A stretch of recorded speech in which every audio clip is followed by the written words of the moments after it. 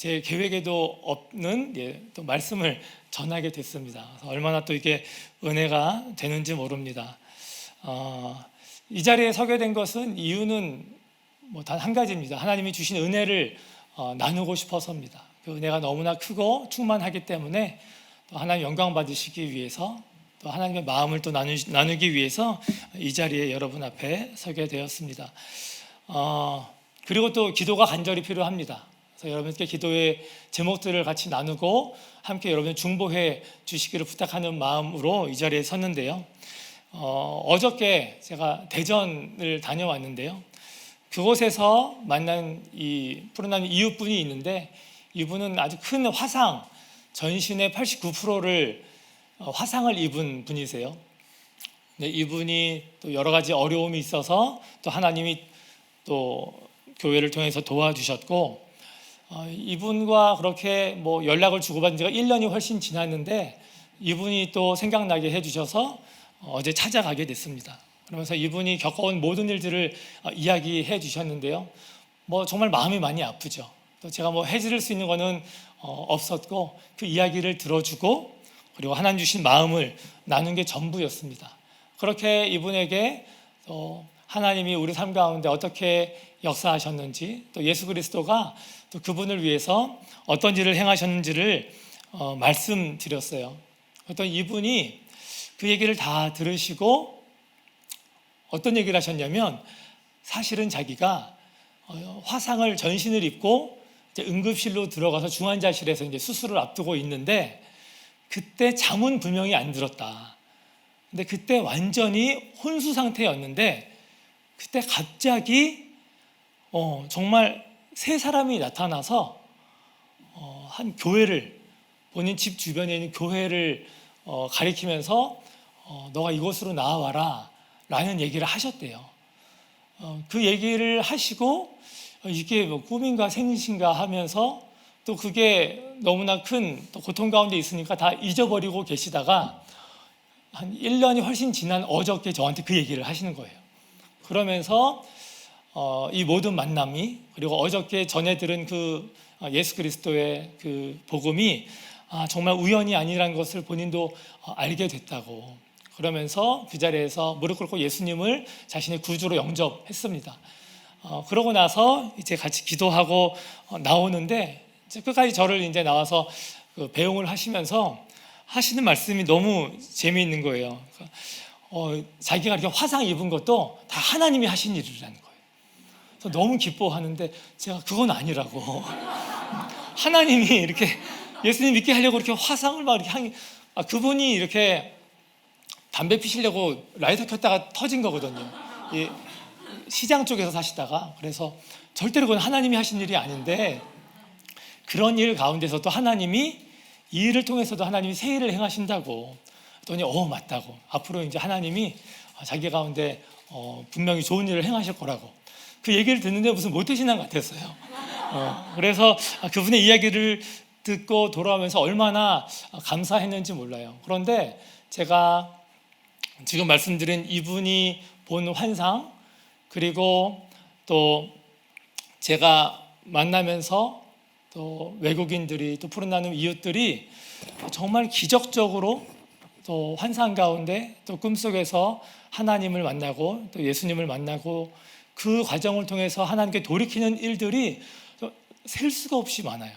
그래서 언제 기회가 되면 이것들을 계속 여러분들하고 나누고 싶다라는 마음이 정말 큰데요. 그걸 나누다 보면 또 오늘 시간이 다 뺏길 수 있어서 바로 다음 말씀으로 나아가 보려고 합니다. 특별히 제가 만나는 분들 중에 근육장애가 있는 청년들이 있어요. 그 친구들 아마 너나들이라는 이름으로 우리 교회에서 연합으로 만나고 있는데, 4년 정도 전에는 저랑 같이 일주일에 한 번씩 이렇게 줌으로 모여서 성경을 배우던 사람이 한 4명 정도밖에 없었는데요. 근데 진짜로 한 명 한 명이 자기 다른 지체들한테 예수님 제자처럼 와보라 해갖고 한 명이 한 명을, 또 한 명이 한 명을 전도를 해갖고 지금 23명이 그 방에 있어요. 그래서 매주 목요일날 줌으로 모여서 전국에 있는 친구들이 모여서 같이 말씀을 나누는데 지금은 청년부에서 나누는 그 교재 있잖아요.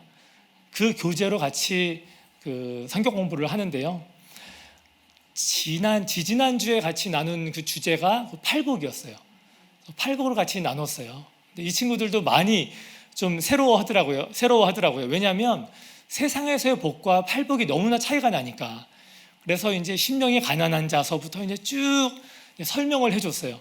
심령이 가난한 게 무엇인지 너무 생소하죠. 그래서 하나하나 그 영적인 의미를 설명을 하고 드디어 오늘 본문 말씀은 이제 애통하는 것이 무엇인지.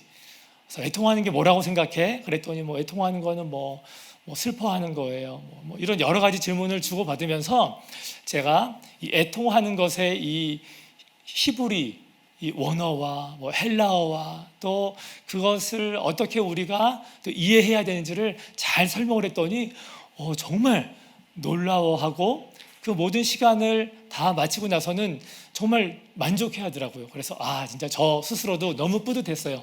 설명을 잘했다. 그리고 너무 좋아하니까 저도 또 이 만족이 돼서 다음 주가 기대가 되고 그렇게 목요일이 딱 끝났어요.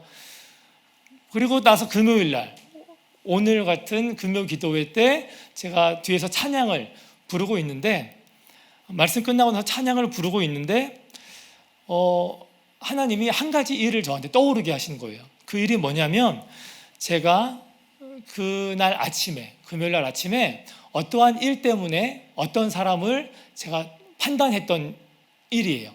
그래서 판단하고 왜 저 사람은 저럴까? 그러면서 판단을 넘어서 정죄를 하고 그랬던 일.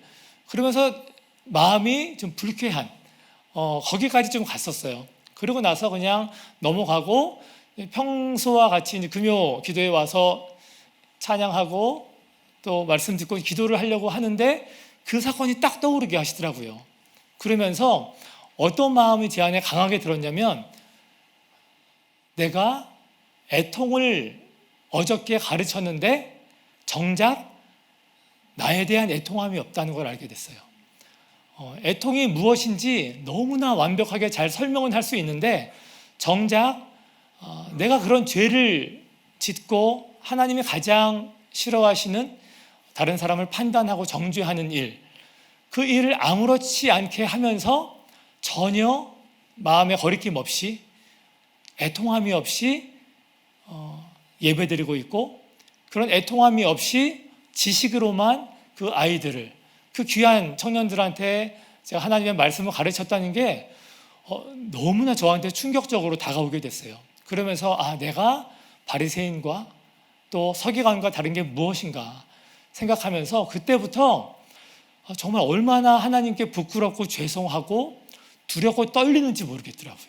그래서 그때 정말 그 회개의 영이 임해서 찬양하는 시간 내내 무릎 꿇고 회개만 했던 것 같아요. 용서해달라고, 애통함이 없는 이 죄인을 하나님 긍휼히 여겨달라고. 그래서 계속해서 기도하고 회개하고 하나님의 은혜를 구했습니다. 그 기도를 다 하고 얼마나 감사한지 몰랐어요.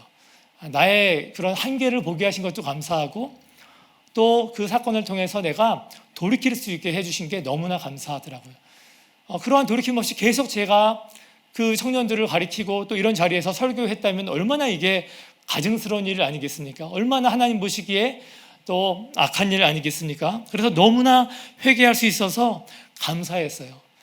그렇게 금요일 밤이 지나고 이제 토요일 새벽이 됩니다. 토요일 새벽에 저를 위해서 기도해 주시는 분이 갑자기 문자가 왔어요. 새벽에 문자 오는 게 그렇게 좋은 일이 아닙니다. 문자가 와서 무슨 얘기를 하냐면 기도 중에 하나님이 주신 말씀이라고 하면서 저한테 문자를 보냈는데 그 말씀에는 저에게 애통함이 없다라는 문자였어요. 애통함이 없다는 말. 그 말을 듣고 전날보다 더 놀랐어요. 왜냐하면 나 그렇게 정말 눈물 흘리며 회개했는데 그렇게 무릎 꿇고 하나님께 간절히 기도했는데 여전히 애통함이 없다는 말을 듣고 나 어떻게 해야 되지? 내 회개가 부족한 건가? 뭐가 문제인 건가? 그러면서 한편으로는 서운한 마음도 들었어요.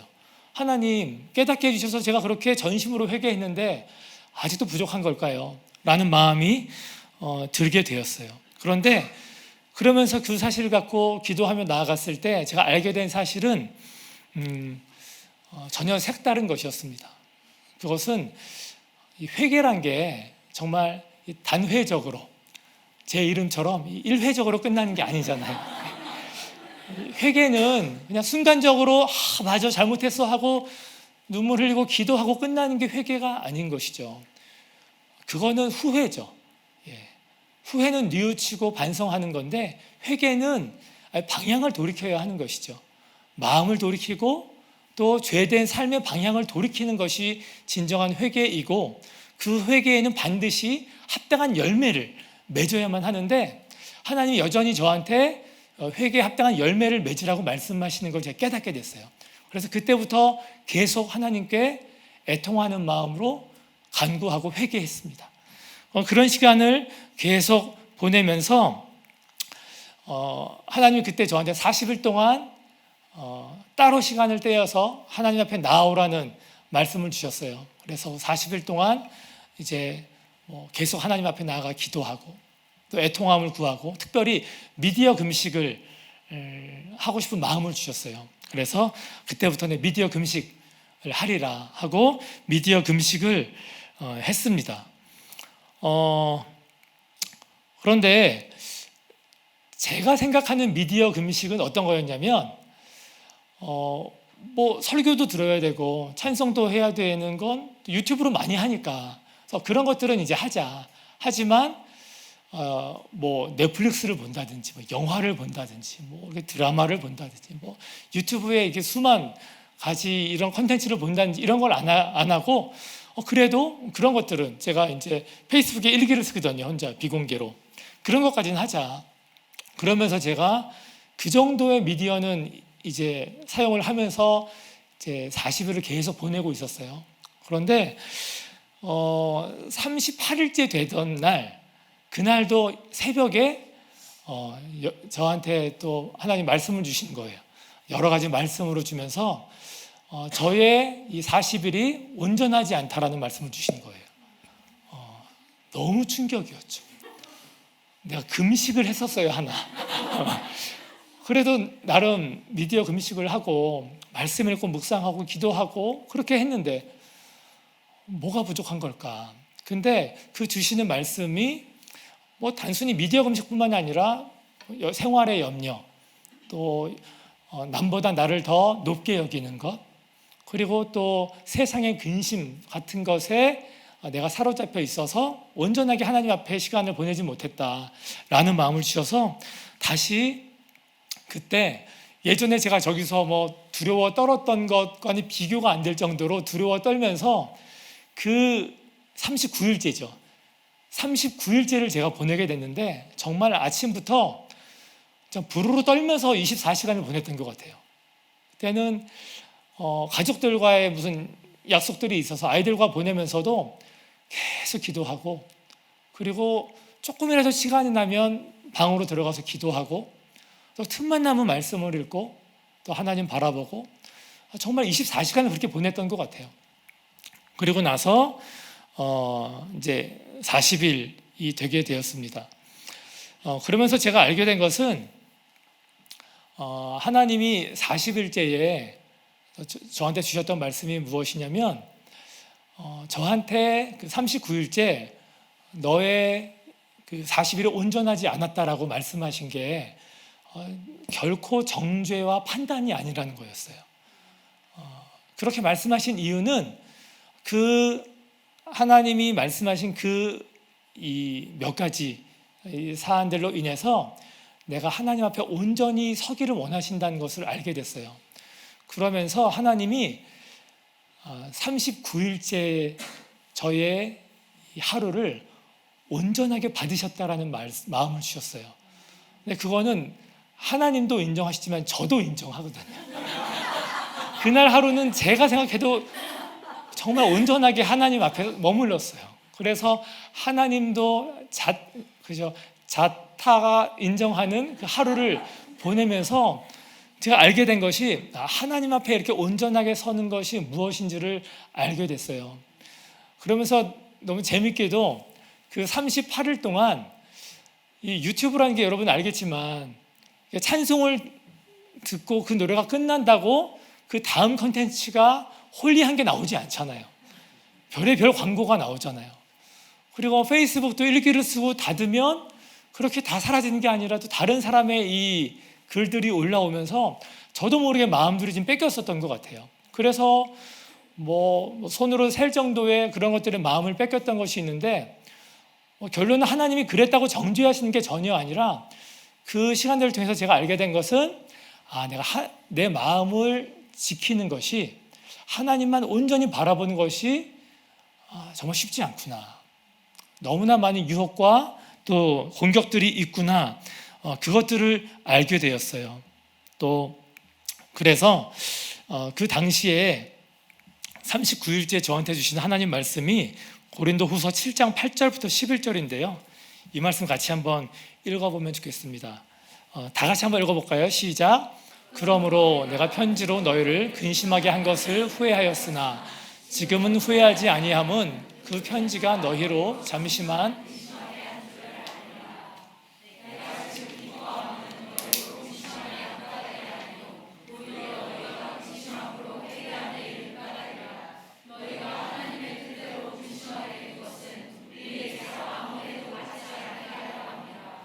하나님의 뜻대로 하는 근심은 후회할 것이 없는 구원에 이르게 하는 회개를 이루는 것이요 세상 근심은 사망을 이루는 것이니라.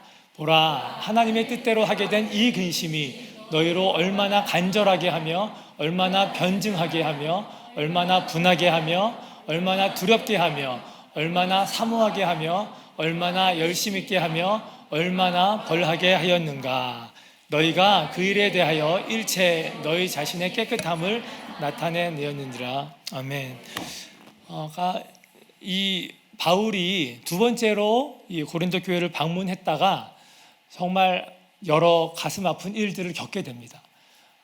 근데 거기서 바울이 더 정죄하거나 판단하지 않고 다시 돌아와서 눈물로 편지를 써요.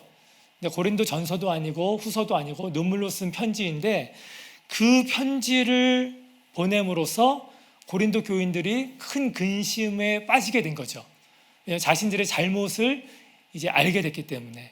그런데 그 편지를 읽고 그 교인들이 근심하게 된 것을 바울이 처음에는 후회했지만 나중에는 후회하지 않았다고 해요. 그 이유는 우리가 조금 전에 읽은 대로 그 근심함으로 9절에 회개함에 이른 까닭이라고 해요.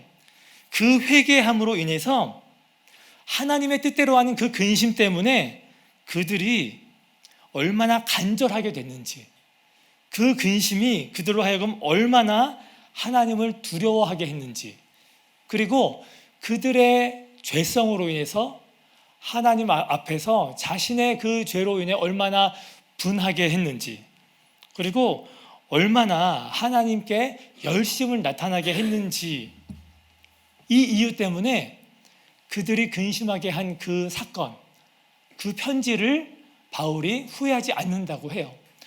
근데 저한테 이 말씀을 하나님 주시면서 그 39일째 저한테 주신 그 말씀으로 인해서 내가 두려워하는 게 아니라 그 여러 가지 애통함이 없었던 것, 온전하게 하나님과 시간을 구별되게 보내지 못했던 그 일들 때문에 처음에는 두려웠지만, 무서웠지만, 그로 인해서 더 회개하게 하고 더 주의 은혜를 구하게 하고 말씀 앞에 나아가게 하고 또 예수 그리스도를 바라보게 함으로 제가 얼마나 하나님 앞에 온전할 수 있었는지, 제 시간이 구별될 수 있었는지, 또 하나님의 임재를 얼마나 사모할 수 있었는지 하나님이 말씀해 주신 것이었어요.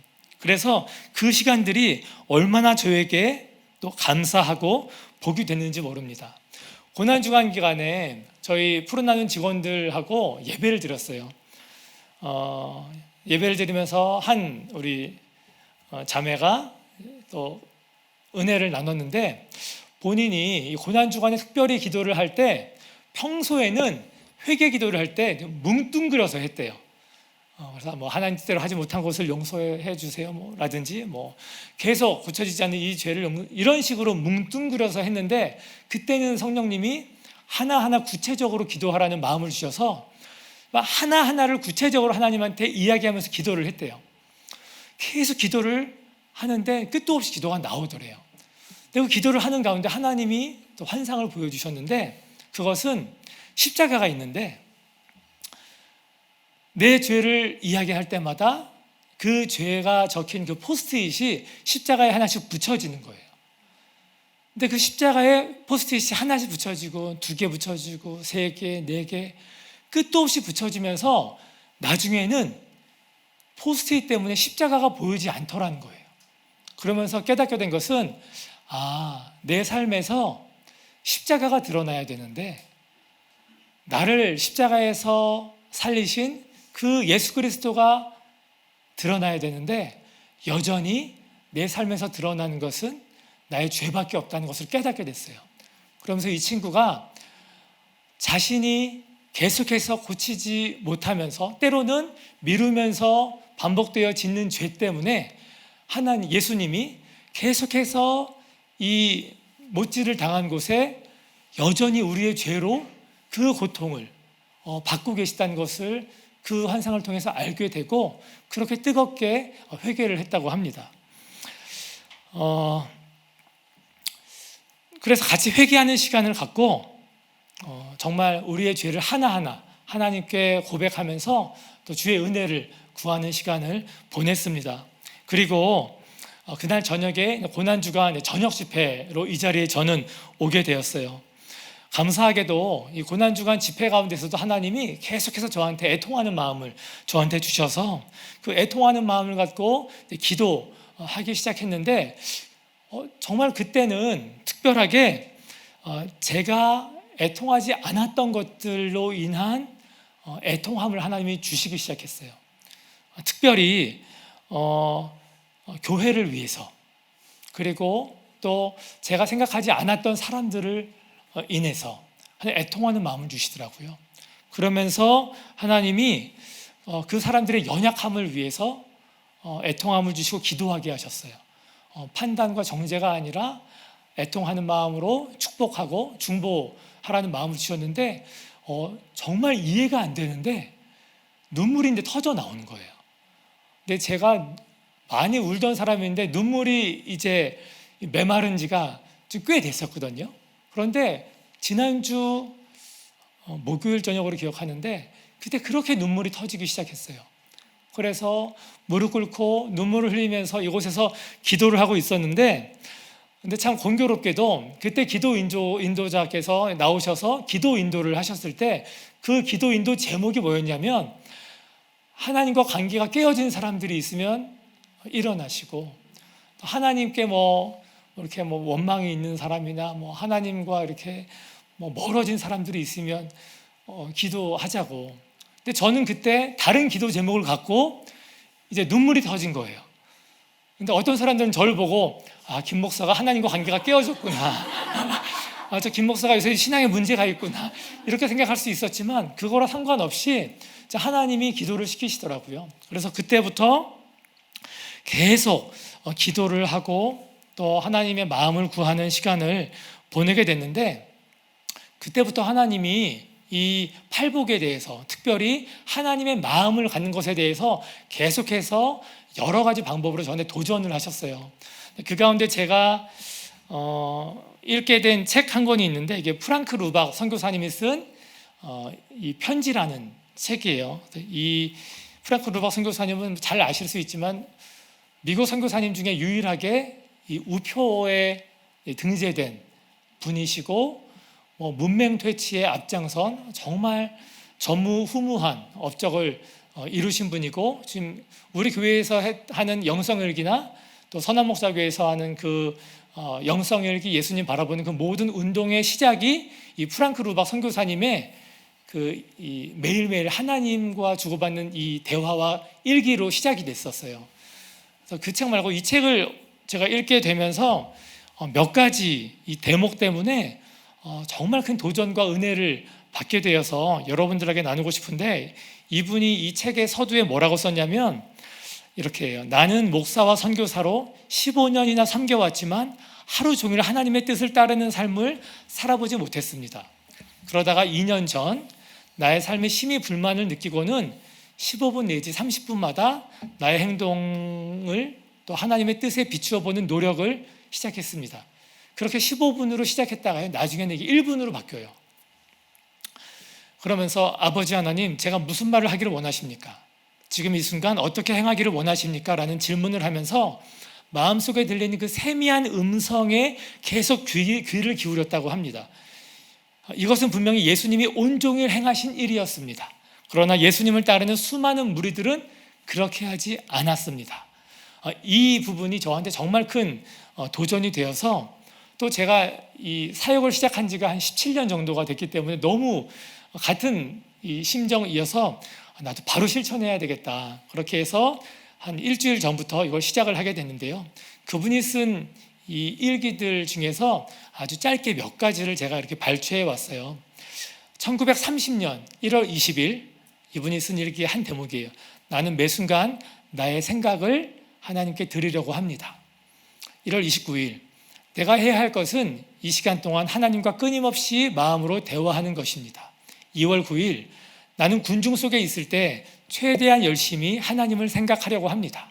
3월 1일 보이지 않는 손이 내 손을 붙들고 있으며 또 다른 한 손은 앞을 가리켜서 앞길을 예비하십니다. 이 느낌이 날마다 커지고 있습니다. 아직까지는 하루 온종일 하는 것은 성공하지 못했지만 나는 매일 이 새로운 발견으로 기뻐하고 흥분하고 있습니다. 3월 15일 이번 주는 깨어있는 동안 내내 하나님을 바라보며 지냈습니다. 그러지 않은 시간은 한두 시간 정도였습니다.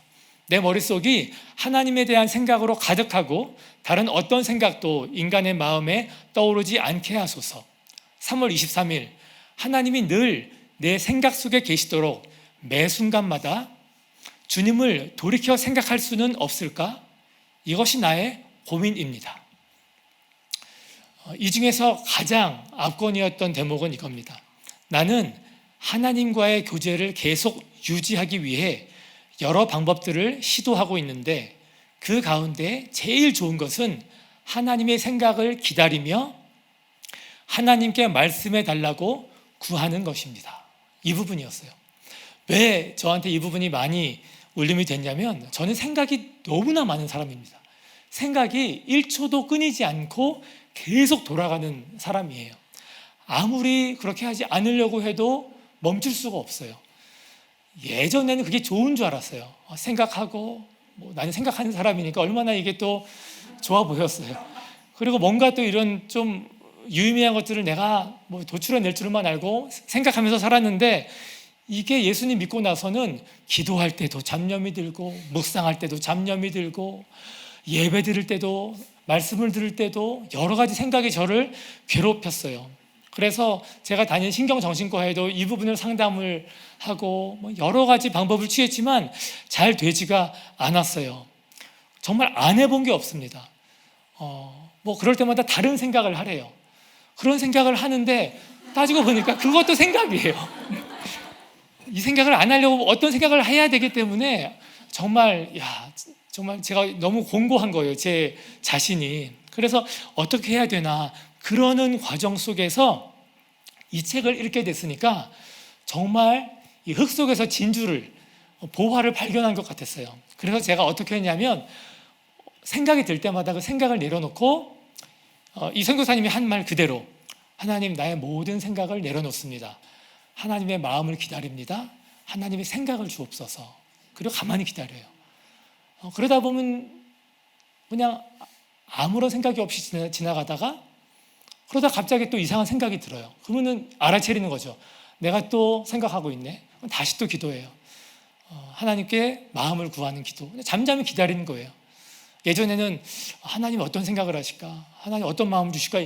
그것까지도 저한테는 많이 어려움이 되는데 지금은 아무런 생각을 안 하고 정말 잠잠히 기다렸어요. 근데 그런 가운데서도 여전히 제가 죄인 중에 괴수니까 어떤 일을 보고 사람을 보고 판단하고 정죄하고 그래요. 또 온전치 않은 생각을 할 때도 많아요. 그럴 때 어떻게 하냐면 하나님 하나님으로부터 오지 않은 생각들이 제 안에 많습니다. 모든 것을 하나님께 드립니다. 하나님의 마음과 생각으로 저를 채워달라고. 그리고 잠잠히 기다려요. 그런 시간을 제가 매 순간 보내고 있어요. 저 처음에는 10분, 20분마다, 30분마다 그러면서 조금씩 달라지게 되는 거예요. 그래서 이분이 여러 가지 방법도 알려줬어요. 식사할 때는 빈 의자를 하나 놓으래요. 그곳에 예수님이 계시니까 그 예수님 바라보면서 식사하고, 그리고 은행을 갈 때나 기차를 탈 때나 거기 있는 사람들을 보면서 축복 기도하라고. 어떤 일을 보든지 어떤 상황, 어떤 사람을 내가 생각할 때 내 생각이 아니라 하나님과 그 일에 대해서, 그 사람에 대해서 같이 대화하는 거예요. 나의 모든 생각을 가지고 하나님께 가지고 나아가는 거죠. 그걸 가지고 하나님과 대화하는 일들을 하게 하셨어요. 그러면서 하나님이 주시는 여러 가지 마음들을 제가 알게 됐어요.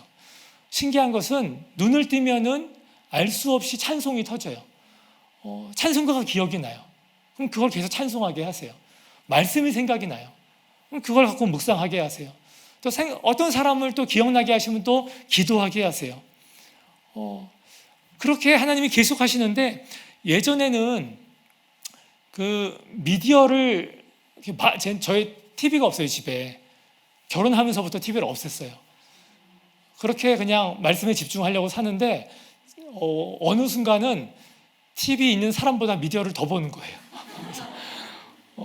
그리고 제가 보기에는 어떠실지 모르겠지만 한 가지에 너무 쉽게 빠집니다. 그래서 빠지면 헤어나오지 못해요. 그래서 예전에 저 비디오 가게를 갔더니 비디오 사장님이 저한테 무협지를 한 편을 저한테 무료로 보라고 줘요. 서비스라고. 저는 그걸 한 편을 보고 바로 비디오 가게에 가서 20편을 다 빌려요. 그거를 다 보고 그 다음날 이제 거의 좀비같이 지나다니고 그랬던 사람이기 때문에 지금도 뭔가가 있으면 거기에 많이 영향을 받아서 제가 웬만하면 안 하려고 해요. 근데 그렇다면 미디어를 많이 하는 것도 아닌데, 제가 이 미디어가 얼마나 무서운 것이냐면, 잘 사용하면 정말 복된 것인데 미디어가 얼마나 사단이 좋아하는 강력한 도구인 것을 제가 알았냐면, 하나님의 음성을 들으려고 저 역시 목사로서 기도하고 하나님께 나아가는 일들을 많이 했는데, 그때는 어떤 특별한 이슈가 있을 때예요. 그 문제에 대해서 하나님의 뜻을 알기 위해서 하나님께 나아갔는데 말씀하지 않는 거예요. 왜 말씀하지 않지? 더 간절히 기도하고 더 시간을 늘리고 해도 들리지 않는 거예요. 근데 나중에 제가 알게 됐어요. 제가 하나님의 음성을 듣고 싶어하는 시간과 하나님이 저에게 말씀하고 싶어하는 시간이 같지 않다는 사실을 말입니다. 하나님은 저한테 매 순간 말씀하시기 원하시는 거예요. 근데 저는 특별한 순간, 특별한 시간에만 하나님의 음성을 들으려고 했던 거죠. 그 외의 시간은 그냥 무방비 상태로 제가 다 노출을 시켜놓은 거예요. 그러니까 미디어로 수많은 5만 가지 이 허탄한 것들이 저의 생각과 마음을 빼앗는 거죠. 그러니까 거기에 제 영혼이 빼앗기고, 시간을 빼앗기고, 열정을 빼앗기고, 마음을 빼앗기고, 어떻게 하나님 음성이 들리겠어요? 하나님 마음을 어떻게 갖겠어요?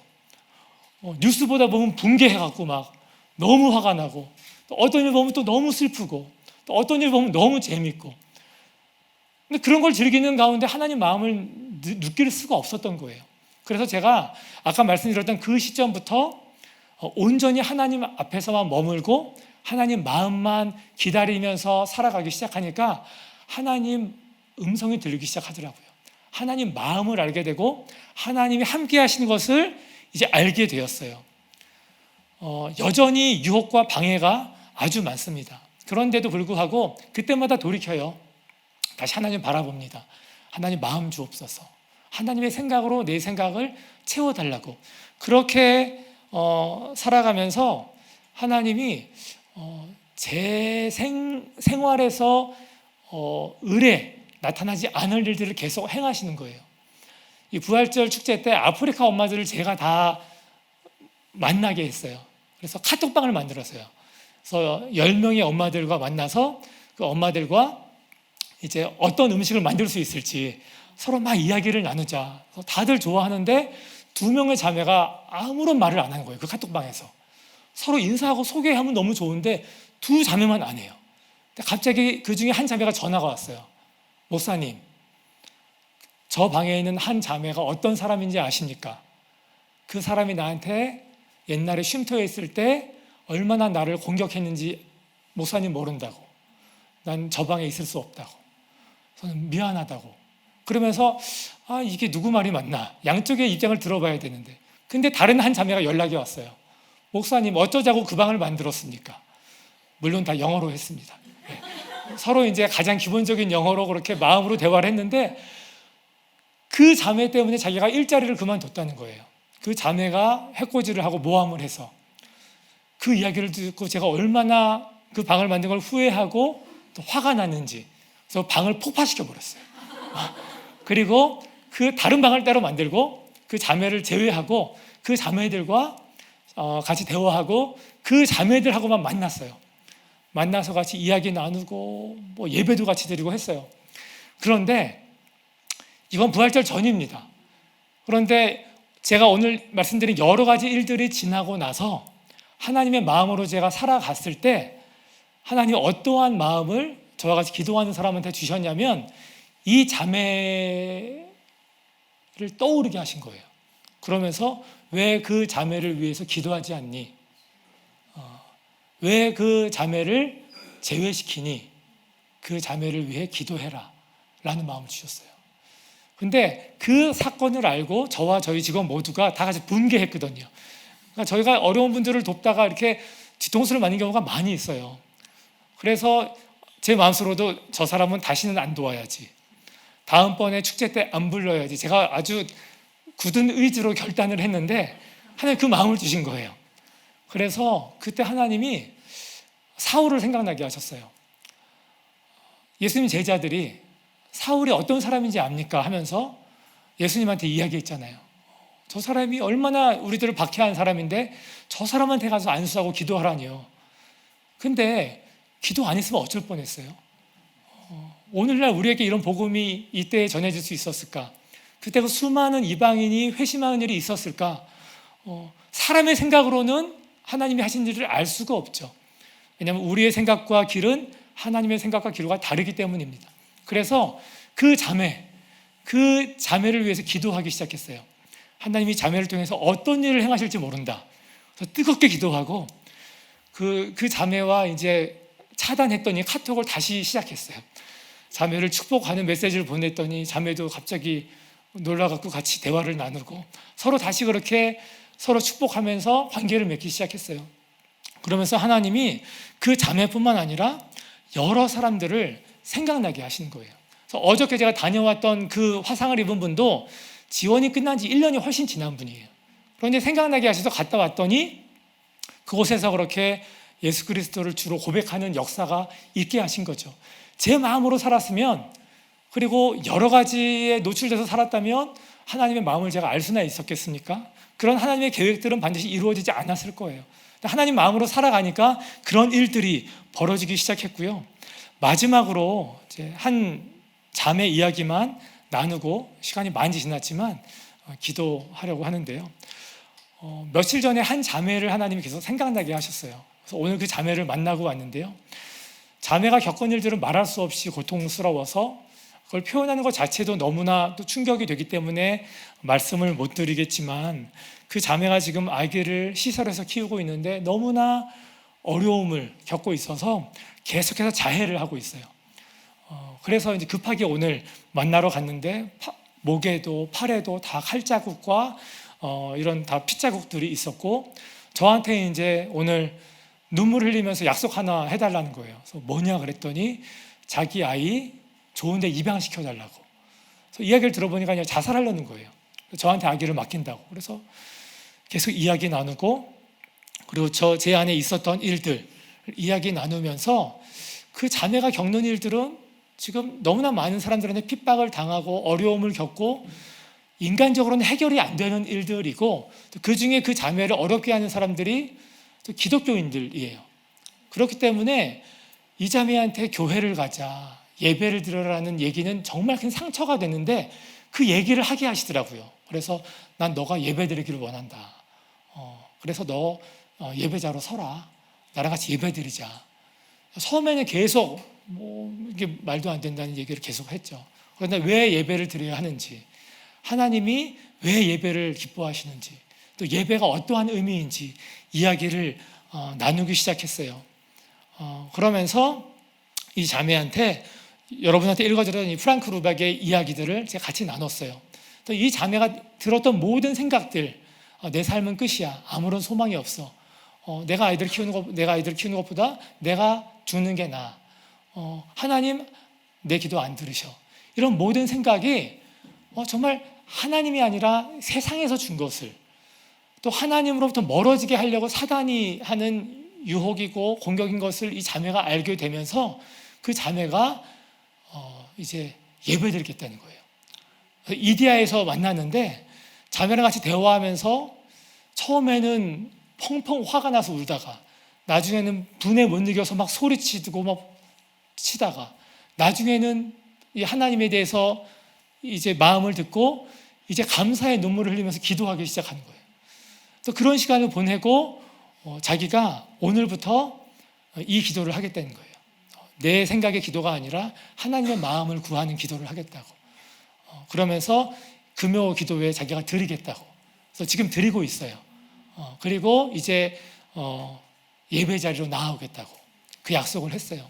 저는 이 모든 시간들을 경험하면서 하나님이 우리한테 원하시는 것이 무엇일까, 또 우리가 어떠한 마음으로 살아가야 하는가라는 것을 깨닫게 됐어요. 제가 여태까지 이곳에서 기도하려고 했던 모든 제목들과는 달리 하나님이 저로 하여금 기도하기 원하시는 것들은 달랐어요. 제 관심이 없던 곳을 위해서 하나님 기도하게 하셨고, 제 눈물이 없던 곳에 제 눈물이 흐르게 하셨어요. 그 모든 것들은 제 생각과 의지가 아니라 정말 겸손히 하나님 앞에 무릎 꿇고 하나님의 마음을 구했을 때 모든 것들을 부어주셨습니다. 그래서 여러분들이 함께 이 시간에 기도할 때에, 특별히 오늘부터 하나님 앞에 여러분 살아갔을 때에 많은 구할 것들이 있지만 하나님의 마음을 먼저 구하고 하나님의 뜻을 구하고 잠잠히 예수님만 바라보시기를 축복합니다. 그랬을 때 여러분들의 삶에서도 내가 상상할 수 없었던, 계획하지 않았던 모든 하나님의 예비하신 일들이 이루어질 것이고, 그것을 통해서 하나님의 나라가 확장될 것입니다. 그 마음을 구하는 또 의미로 이 시간 같이 하나님께 찬송하고 같이 기도하기를 원합니다.